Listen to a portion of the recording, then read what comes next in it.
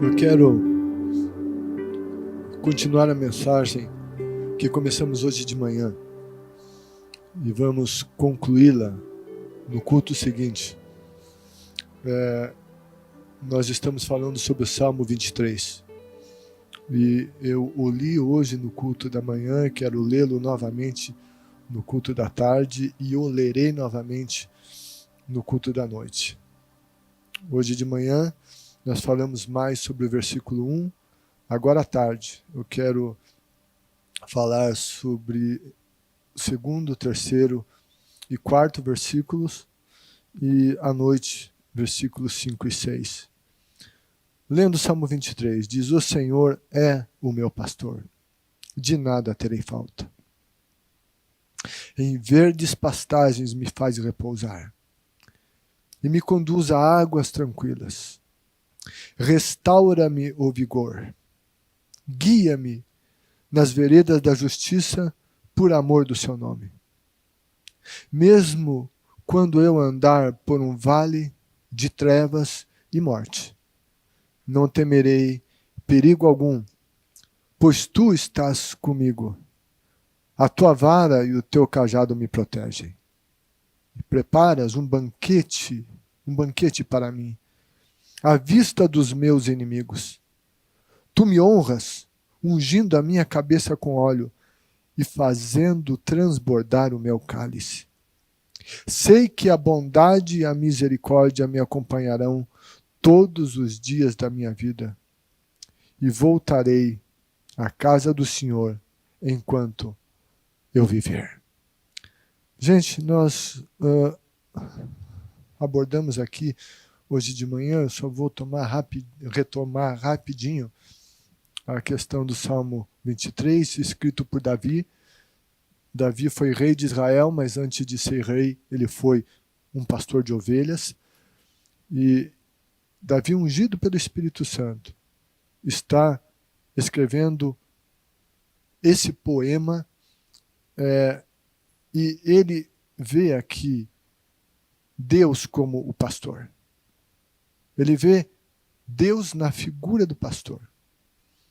Ele foi um pastor muito dedicado e quando ele olha ao seu Deus, ao Senhor, ao grande Yahvé, ele tem total noção que se ele era um bom pastor, quanto mais Deus. E ele falava das realidades da vida da ovelha e da ação do pastor. E então, diante disso, ele faz uma declaração que está no começo do Salmo e diz: O Senhor é o meu pastor. E eu comentei que todas as promessas desse Salmo, a realização delas dependem da realidade dessa primeira frase. Ou seja, o que está escrito no Salmo 23, as promessas dele estão na dependência de se o Senhor é de fato o nosso pastor ou não. Vimos também que Jesus, quando disse eu sou o bom pastor e o bom pastor dá vida pela ovelha, ele possivelmente tinha em mente, e assim como a sua primeira audiência, ele tinha em mente esse salmo. E o que Jesus comunicava é: eu sou o pastor daquele salmo.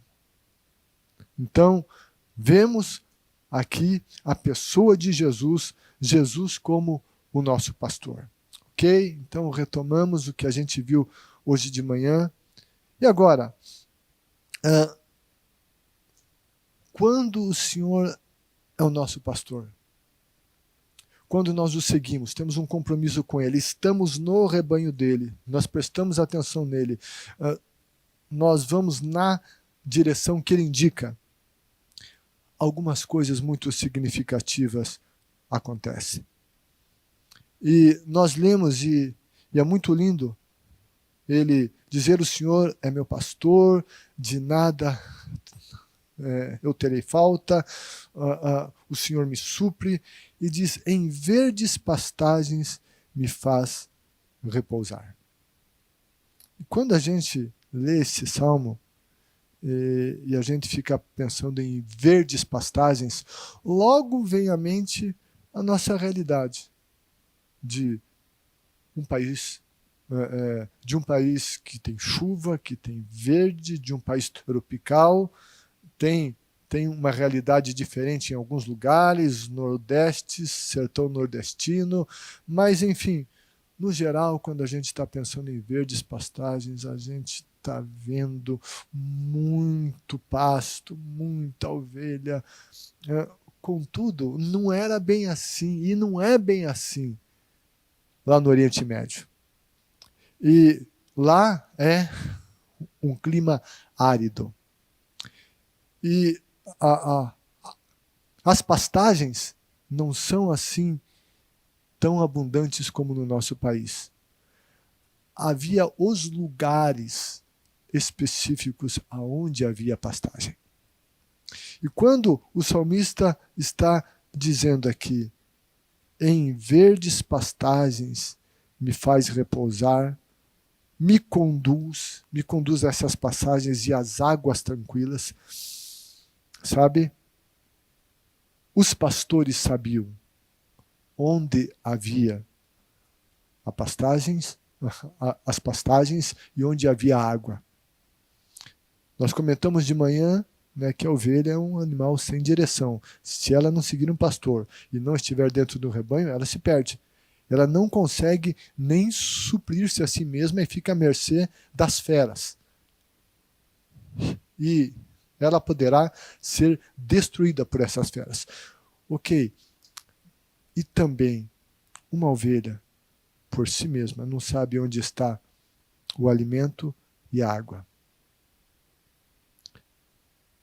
Mas quando o Senhor é o nosso pastor, Ele nos conduz onde há alimento. E agora nós estamos vivendo em um momento difícil.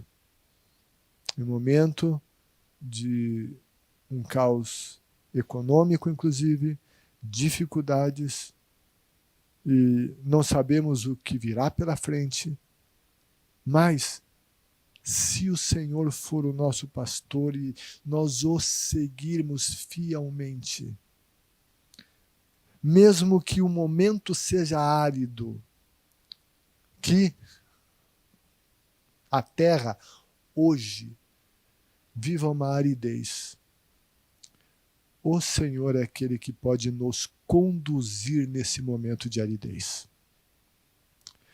Ele é aquele que pode saciar a nossa alma e suprir nossas necessidades.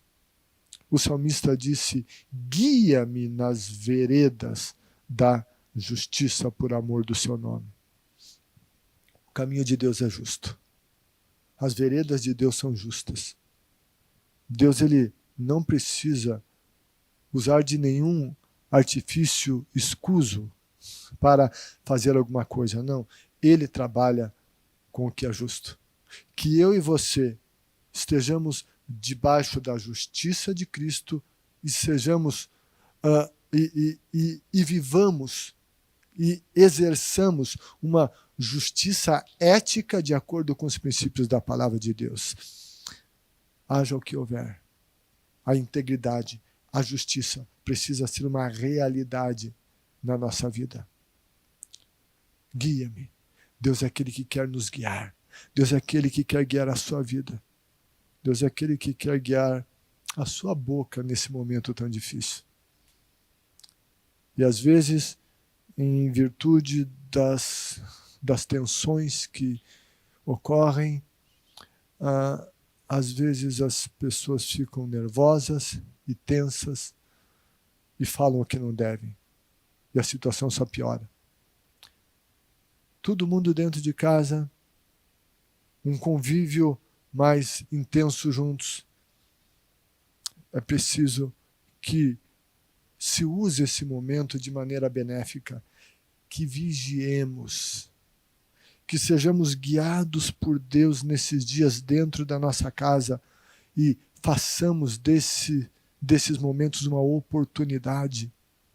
Deus quer guiar, eu tenho certeza, casais, famílias, guiá-los nesse tempo de aridez que estão em casa, mas guiá-los a algumas pastagens verdes, a águas tranquilas. Ele quer, de fato, trazer uma tranquilidade que, quem sabe, em outros momentos nunca houve. É momento de pensar e refletir os nossos relacionamentos e refletir na atmosfera da nossa casa. Talvez porque se tinha as coisas ali e, de repente, fica cada um se achando e se orgulhando e agindo com arrogância um para com o outro. E ninguém que agir assim vai subsistir nesse tempo. Nós precisamos de humildade. A Escritura diz que aquele que se humilha será exaltado. Deus guia por veredas da justiça e Deus guia. A direção de Deus é sempre no caminho da humildade. Talvez chegou o tempo de marido e mulher sentar. E com humildade, não com acusação, de acertar as coisas, de orar juntos, de pedir perdão um ao outro, de liberar perdão. Chegou o tempo de pais se assentarem com os filhos e conversarem sobre coisas que estão pendentes na vida, confessarem os seus pecados, se arrependerem das ofensas mútuas, filhos se arrependerem da desonra que foi colocada aos pais. Os pais, talvez, por muitas vezes, de fato provocarem ira aos filhos. É tempo de se permitir ser guiado por Deus. E se nós nos permitirmos a isto, a essa direção divina, sabe, nesse tempo difícil, muita coisa boa também vai acontecer. Vai acontecer nos casamentos, vai acontecer nas famílias. E aqui não se trata de acusar um ao outro, mas sim de se reunir debaixo da graça de Deus, buscar o favor dele. A palavra de Deus ensina a acertar as questões conjugais para que as nossas orações não sejam interrompidas. E mais do que nunca, nós precisamos de orações respondidas e não interrompidas. Eu desafio cada um que me ouve a uma busca por reconciliação. No livro de Malaquias, Deus, falando por meio do Malaquias, fala de conversão do coração dos pais aos filhos e dos filhos aos pais, com o objetivo de que a terra não seja ferida com maldição. É tempo de reconciliação. É tempo de se permitir ser guiado pela palavra de Deus, por Deus e pelo Espírito Santo. Será que Deus não está falando com muitos casais, com muitas famílias, com muitos pais e filhos nesse momento?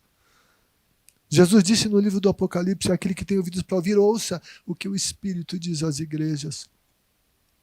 Será que o Espírito não está falando ao teu coração? Você, pai, você, chefe de família, você que deve de exercer sacerdócio sobre a sua família. Não está falando com você, esposa, com você, filho, filha, irmão, irmã, avô, eu não sei. O que o Espírito Santo, em meio a isso, quem sabe esteja falando ao teu coração? Vamos permitir que Ele nos guie. E toda a direção de Deus será por veredas de justiça, será para o lugar aonde há o pasto verdejante. Deus quer nos conduzir a águas tranquilas. Em meio a esse turbilhão de ansiedade e tantas coisas difíceis, Ele quer nos levar a esse tempo. Versículo 4 diz: mesmo quando eu andar por um vale de trevas e morte, não temerei perigo algum, pois tu estás comigo, a tua vara e o teu cajado me protegem. E esse versículo 4, não tem como não associá-lo ao momento atual. Quando um pastor conduzia as suas ovelhas. E naquele lugar, naqueles lugares, também haviam caminhos acidentados. Quando um pastor, ele passava com ovelhas em meio a vales, alguns eram estreitos, alguns tinham uma montanha ao lado e um caminho muito estreito para seguir com as ovelhas. E logo abaixo era um precipício. Então estava ali um vale de morte que assombrava com a morte. E uma ovelha tinha que estar muito atenta ao pastor, à direção do pastor, mas o pastor sabia como conduzir o seu rebanho. E ele cuidava das suas ovelhas com a sua vara e o seu cajado. Se tinha uma ovelha indo demais para um lado, correndo risco, o pastor ia lá com o seu cajado, lidando com a sua vara, para que ela se afastasse do precipício. Assim é que Jesus age conosco. Ele não quer que nós caiamos nos precipícios. Passamos por momentos difíceis e por perigos. Ninguém se garante, Ele é o único que pode garantir. Mas sigamos o sumo pastor, que é Jesus Cristo. E Ele estará conosco nos tempos difíceis, nos vales escuros, onde não tem muita luz, mas Ele vai nos guiar com a sua voz. Ele será conosco. Ele vai nos ajudar. E nós vamos passar esse vale com a graça dele. Eu quero que você esteja no rebanho do Senhor Jesus. Que Jesus seja o teu pastor. Se ele não é, ele pode passar a ser o seu pastor agora, se você o receber como o único Salvador da sua vida e também como Senhor da sua vida. Ele vai te guiar. Ele estará com você. Ele vai cuidar de você. Você que nesse momento quer entregar sua vida a Jesus, ou talvez se reconciliar com Ele, eu vou pedir que você repita comigo essa oração depois de mim, e daí eu vou orar com você. Diga assim: Senhor Jesus, nesse momento, abro o meu coração, te recebo em minha vida como meu Salvador e meu Senhor. Perdoa meus pecados, purifica-me com teu sangue, escreve meu nome no livro da vida. Eu quero te seguir todos os dias da minha vida. Eu me reconcilio contigo. Eu quero seguir o Senhor até o fim, para ser salvo. Em nome de Jesus. Amém. Eu quero orar por você, Deus, cada pessoa que repetiu essa oração comigo agora, ou que repetirá quando assistir esse vídeo, que haja um milagre do novo nascimento. Que os pecados deles sejam perdoados, lavados no sangue de Jesus. Que essas pessoas não sejam mais as mesmas. Que aquele que recebe Jesus, que se reconcilia com Jesus, a partir de hoje, fique firme com Ele e nunca mais deixe Jesus. É o que pedimos em nome de Jesus. Amém, amém, amém. Amém, gente, amém. Nesse momento eu quero orar com todos vocês que estão no nosso movimento de semeadura, no nosso lançando sementes, que tomaram um cartão desses, um envelope desses que tem um cartão onde nomes de pessoas são escritos. Você que esteve conosco, já pegou esse cartão, você vai orar comigo agora. Você que não teve a oportunidade de pegar um cartão desse, se por acaso você vier aqui, existe à disposição. Mas, se não, você comece a colocar nome de pessoas diante de Deus, que você vai semear sobre elas. Quem são essas pessoas? Essas pessoas são pessoas que você conhece, mas que não estão andando com Jesus. Talvez até conhecem Jesus, mas não andam com Ele.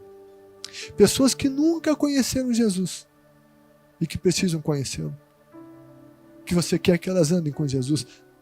Pessoas que já andaram com Jesus não andam mais e precisam voltar a andar com Ele. São essas as pessoas que você vai colocar diante de Deus e diariamente você vai semear oração sobre elas. Também você vai semear palavras abençoadoras. Vai mandar mensagens, vai ligar, vai falar e vai abençoá-las com palavras. Também com atitudes de amor. Quanta gente precisando de ajuda. Não neguemos toda a ajuda que nós podemos prestar. Semeemos então, para que então, futuramente, nós vamos celebrar em algumas reuniões com esses amigos, essas pessoas que semeamos na vida delas. Dentro desse envelope tem algumas sementes e que nós tivemos um ato profético de lançar essas sementes, falando da semeadura sobre a vida de pessoas em uma sementeira aqui na igreja. E nós temos orado para que Deus honre esse ato profético. E você também o fará, com a graça de Deus. Eu quero orar com você. Deus da glória, em nome de Jesus. Cada pessoa que está recebendo intercessão, oração. Deus, por filhos e filhas do Senhor em tantos lugares. Deus, que essas pessoas sejam tocadas com o Teu Espírito. Venham a ser alcançadas com a Tua palavra. Sejam libertas de toda e qualquer cegueira espiritual. E tenham um encontro ou um reencontro com Jesus. Alcance-as. Nós as queremos no Senhor, servindo ao Senhor nessa terra e eternamente na Tua glória. É o que pedimos em nome de Jesus. Amém. Amém. Gente, antes aqui de encerrar, eu quero ter mais um momento de intercessão. Nós já oramos, tivemos aqui uma oração, eu acredito mesmo, dirigida pelo Espírito. Louvado seja Deus por isso. Mas você que tem outras necessidades, coloque adiante de Deus. Você que quer interceder em favor de alguma outra pessoa, oremos a Deus. Senhor da glória, nós te louvamos por tudo, agradecemos pelo teu mover, pelo teu poder, pela tua presença. Deus, e eu me uno com todas essas pessoas que estão conectadas conosco, que enfrentam desafios, dá-lhes vitória em cada uma dessas dificuldades. Aqueles que intercedem por outros, Deus, vem visitar cada um que recebe a intercessão. Deus, eu quero orar em favor de todos os profissionais de saúde. Guarda-os, protege-os. Aqueles que não podem parar. Os que trabalham nos supermercados, nas farmácias, nos serviços essenciais. Cobre-os, Jesus, com o teu precioso sangue. E cobre os familiares deles e a casa deles. Deus da glória, opera com poder. Opera com poder na vida de irmãos nossos que sofrem. Deus, nós oramos em favor de um irmão nosso lá na Itália, numa UTI na Itália, esse irmão chamado Xavier. Que o Senhor o visite, que o Senhor o toque lá na Itália. E outras 2 pessoas da família dele também. Toca cada um. Deus, abençoa a imunidade do teu povo, multiplica. Cobre os teus filhos com o sangue de Cristo. Cobre os lares de cada um com o sangue de Jesus. E nós repreendemos essa praga em nome de Jesus. Que essa praga não chegue à nossa casa, às nossas vidas, à nossa tenda. Que essa praga seja varrida do nosso país, do mundo, Em nome de Jesus, dá sabedoria às nossas autoridades. Clamamos pela tua misericórdia em tudo, em nome de Jesus, o Filho de Deus. Amém. Amém. Gente, vamos encerrar aqui. Lembrando, né, das 9 às 19 horas, a primeira igreja está com as portas da catedral aberta para atendimentos de emergência e para você que quer também dar as suas contribuições. Eu vou encerrar, mas em seguida do que a gente encerrar, eu quero ter uma conversa rápida com você sobre oração.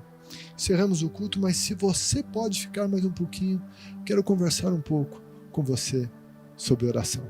Amém? E daqui a pouquinho, às 19 horas, outro culto online e a gente vai encerrar a mensagem do Salmo 23. Ok? Se você não pegou a primeira mensagem, você pode acessá-la, assistir a primeira e então você vai ter uma ideia mais completa do texto. Oremos. Pai, obrigado por esse tempo de culto ao Senhor. Obrigado por cada vida conectada. Deus, que essas casas se encham da tua presença. Que a tua glória se manifeste. Em nome de Jesus. Assim abençoamos o teu povo e que o grande amor de Deus, graça de Jesus Cristo, comunhão e consolação do Espírito seja com todos, hoje e sempre. Amém. Amém. Amém. Deus abençoe. E agora, deixa eu conversar um pouquinho com você a respeito de oração. Sabe, uma coisa muito necessária nesse tempo é o nosso tempo com Deus. Mas você sabe o que acontece? Muitas vezes nós estamos ouvindo muita coisa, muitas notícias. As mídias estão nos enviando um turbilhão de informações. E a gente está ouvindo daqui, de lá, daquele outro, fala com alguém ao telefone, fala na mensagem de WhatsApp, e enfim, assim por diante. E a gente começa a ouvir tudo. Mas de repente a gente não para ler a palavra de Deus e deixar que Deus fale conosco. A gente ouve todo mundo, mas não ouve Deus. Isso é muito sério. E nós precisamos nos cuidar com isso. Eu quero compartilhar com você como eu tenho feito. Enfim, no meu tempo de leitura bíblica diária, eu tenho uma disciplina. Nesse tempo, você sabe o que eu faço? Eu coloco o meu celular no modo avião.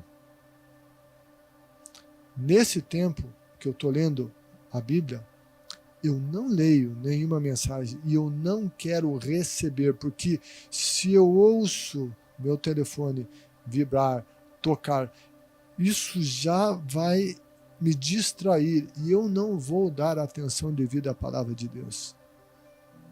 Dedique um tempo diário à leitura da palavra de Deus, mas se desconecte de tudo mais. Não leia a Bíblia na frente da televisão. Não. Dedique o teu tempo de leitura bíblica a Deus, à palavra de Deus. Eu não estou dizendo que nós temos que negligenciar as informações, desconhecê-las, não, de jeito nenhum. Precisamos conhecer e, é claro, busquemos informações fidedignas. Mas nesses momentos a gente tem que parar, tem que se desconectar de outras coisas para nos conectarmos com a palavra de Deus. Palavra de Deus. Segunda coisa, oração. Estabeleça um tempo mínimo diário de oração. E nesse tempo, também, desliga o seu celular, coloque-o no modo avião, alguma coisa assim, ou deixe-o em algum outro lugar da casa e fica longe dele, que você não consiga nem ouvi-lo. E então, ore a Deus. Nada vai nos proporcionar uma estabilidade espiritual e emocional maior do que esse tempo com Deus. O tempo de culto online é maravilhoso e também isso nos abençoa, mas eu estou falando do tempo individual com Deus. Ei, desliga seu celular nesse tempo e ore. Mas deixa eu dizer uma coisa para você, que está acontecendo comigo e eu não acho que seja diferente com você. A gente está em meio a essas coisas, tantas informações, e o perigo disso, daquilo, e de repente a gente começa a orar e é uma dificuldade de concentração na oração. E eu percebo que para que eu entre nesse clima de oração, nesses dias está demorando um pouco mais. Porque eu começo a orar e a mente começa a viajar em muitas outras coisas. Começo a orar, a mente escapa e eu volto com a mente de volta. Estou orando, escapa, eu a trago novamente. E até que eu vou me alinhando no tempo de oração. E como é que a gente ora?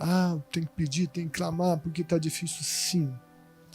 Precisamos clamar e pedir mais do que nunca. No entanto, oração não é só petição. Vamos buscar orar de maneira completa.